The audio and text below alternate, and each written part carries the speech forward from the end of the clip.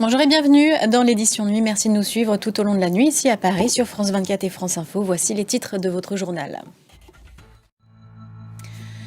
Le Premier ministre français était donc sur le terrain ce samedi, en terrain hospitalier, en visite à l'hôpital Necker à Paris, au siège du SAMU. On peut faire des progrès dans l'efficacité de la dépense publique.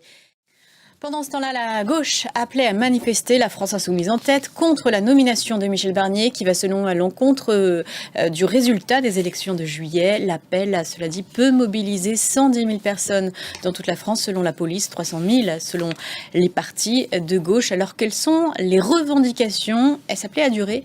Élément de réponse avec Nicolas Fleury. Élection présidentielle en Algérie, c'était ce samedi. Le président sortant, Abdelmadjid Tebboune, vise un deuxième mandat. Il est opposé à deux autres candidats, l'islamiste modéré Abdelali Hassani et le candidat socialiste Youssef Aouchiche.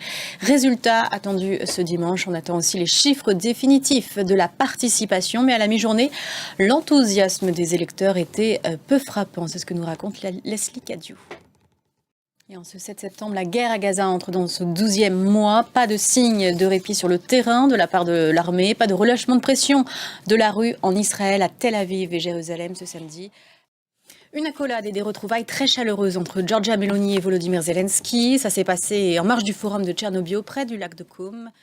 Et toute autre chose avec les Paralympiques, c'était l'avant-dernier jour et des champions paralympiques, ce sont les joueurs de Cécifoot français.